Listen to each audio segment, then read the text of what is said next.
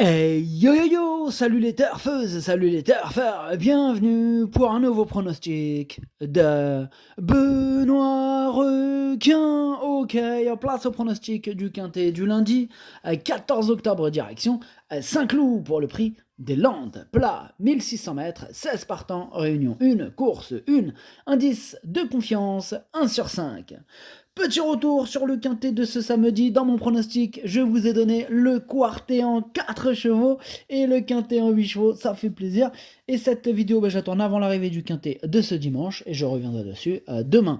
Ok, c'est parti, on commence les pronostics et on commence avec le numéro 1, Galord, et on écoute l'entraîneuse, mademoiselle Karina Fay.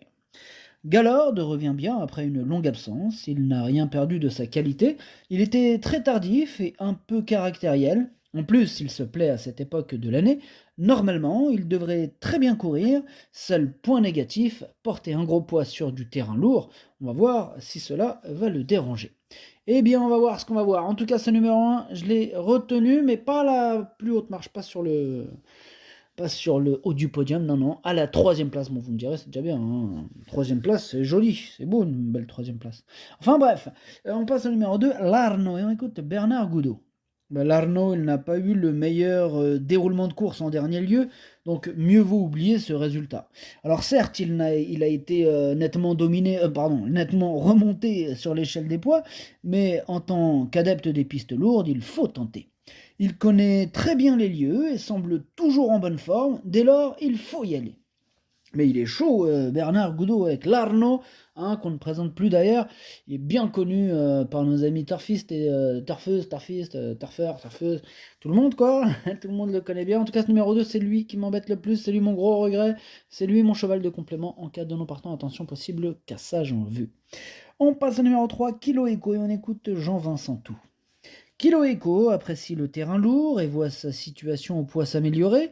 Même s'il n'a probablement plus le niveau qui était le sien l'an dernier, je le pense capable de prendre une place. Moi aussi je le pense capable de prendre une place au numéro 3 qui me plaît beaucoup, mais que j'ai gardé en toute fin de combinaison, hein. Bon, il me plaît beaucoup, mais pas abuser non plus, quoi. On passe au numéro 4, Tigre, et on écoute Pierre Groy. Tigre est un cheval qui fait pratiquement toutes ses courses, hein. Bon, à cette valeur, il demeure compétitif et bien qu'ayant bien fait par le passé en terrain très lourd, j'ai un petit doute désormais, hein. De plus, la piste est extrême ces derniers jours. Seule la compétition nous le dira, mais il va se présenter en bonne forme. Ok, ça marche, merci Pierre Gouay. Alors, ce numéro 4, lui, il me plaît beaucoup. Lui, je pense qu'il peut en faire souffrir plus d'un sur sa route et je l'ai mis 5e.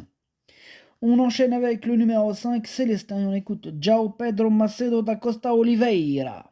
Bonjour, João Pedro Macedo da Costa de Oliveira. Sì, ciao, Celestin, il a effectué una bonne rentrée à Compiègne, il a progressé sur cette tentative, il a déjà bien couru par le passé en terrain lourd, cependant le terrain il risque d'être pénible, et oui, s'il s'y adapte, il a le droit de confirmer sa bonne rentrée et en venant lutter pour une place. D'accord, en venant lutter pour une place, nous dit Joao Pedro Macedo da Costa Oliveira. Eh bien, merci beaucoup, Joao. En tout cas, ce numéro 5, pour ma part, je ne l'ai pas retenu, mais il est en plein milieu de ma petite liste des possibles troubles faits. On passe au numéro 6, Tumblr, et on n'aura pas les commentaires de l'entraîneur. C'est Nicolas Collery qui est parti pêcher tout seul avec... tout seul, ils sont deux, hein. Il a accompagné, hein, il a rejoint le bateau de Captain Ian Barbaro. Amusez-vous bien. Bref, ce numéro 6, lui par contre je l'ai retenu, il me plaît bien, je l'ai mis à la 6e place. On passe au numéro 7, Pandilla Selene, et on écoute Henri-Alex Pantal. Écoutez, Pandilla Selene est toujours régulière, hein, courant très bien dans ce genre de compétition. Ok, merci. Vous avez fini? Oui, j'ai fini. Eh ben, c'était court, hein, mais bon. Au moins, c'est déjà ça, hein. C'est pas comme ton ami Nicolas Collet. Enfin bref, ce numéro 7, c'est tout simplement lui mon préféré, je l'ai bien sûr installé en tête. On passe au numéro 8, Divine Christnat, et on écoute Christophe Plisson. Divine Christnat vient de nous prouver qu'elle était toujours compétitive, hein, malgré la pénalisation. Affectionnant les pistes profondes, elle sera servie lundi, on en profite, hein. Logiquement, je lui vois une chance et j'espère qu'elle nous fera plaisir. Tout est ok. Et je rajouterai, tous les feux sont au vert. Et oui, ce numéro 8, à mes yeux, c'est une première chance. Et d'ailleurs... Il va sûrement plaire à beaucoup de parieurs. Ce numéro 8, moi je l'ai mis quatrième. On passe au numéro 9, Cours du Roi, et on écoute Didier Prodhomme. Cours du Roi est arrivé il y a peu de temps à la maison. C'est un cheval qui a couru régulièrement cette année. On va le découvrir et je ne sais pas comment il va se comporter. Il avait bien couru en terrain très souple à Cagnes, mais là, il va trouver des conditions extrêmes, hein. C'est un point d'interrogation du coup. Bon, il me paraît bien, cette course va nous permettre de le situer face à de tels adversaires. Ok, ça marche Didier. Bon, moi en attendant de le situer, je ne l'ai pas retenu ce numéro 9.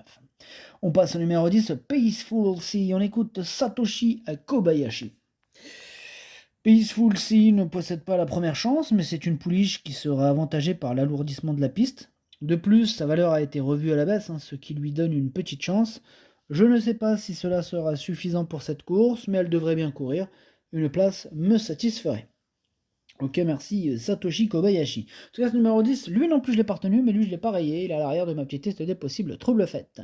On passe au numéro 11, Terre de guerre, et on écoute Maurizio Delcher Sanchez. Terre de guerre ne peut pas être sujette à des reproches, hormis le fait qu'en 8 tentatives dans les handicaps, elle ne s'est encore jamais imposée. Ses récentes prestations sont excellentes, il ne reste plus qu'à passer le poteau en tête, hein. Elle est toujours en forme et affectionne les terrains très souples. Dès lors, j'espère qu'elle va trouver son jour. J'espère aussi, en tout cas, elle tourne autour du poste numéro 11, peut remporter ce quintet à mes yeux, et moi je l'ai mis deuxième. On passe au numéro 12, Monsieur Cassiopée, on écoute Henri-Alex Pantal. Ouais, Mister Cassiopée devrait apprécier le terrain plus souple maintenant. J'espère qu'il va retrouver son niveau, car il nous a un peu déçus ces derniers temps. Ok, merci Henri-Alex Pantal. On a besoin qu'il nous rassure. Maintenant, il me fait un petit peu peur, c'est un regret. C'est mon deuxième cheval de complément auquel nous partons, attention. On passe au numéro 13, Joe Spirit, et on écoute Pierre Sigaud.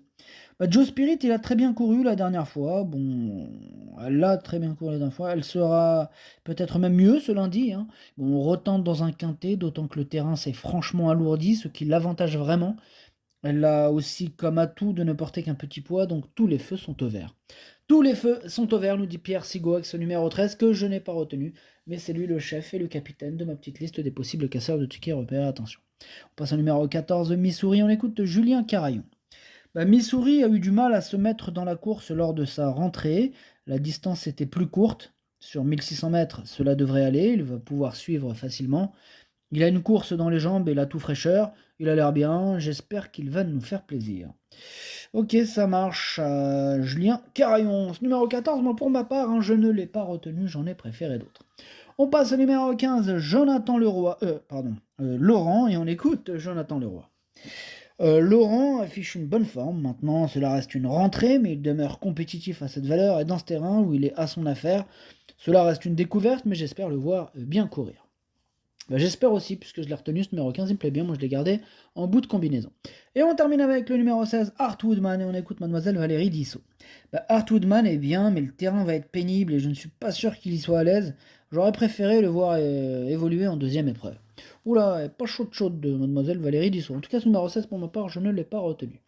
Le pronostic, ça donne 7, 11, As, 8, 4, 6, 15, 3. Merci d'avoir suivi cette vidéo, n'hésitez pas à mettre un pouce bleu si la vidéo vous a plu. Pour accéder à tous mes tickets pour la course du Quintet, rendez-vous directement en description de la vidéo. À jouer avec modération, bonne chance, chopez-le moi. Ciao.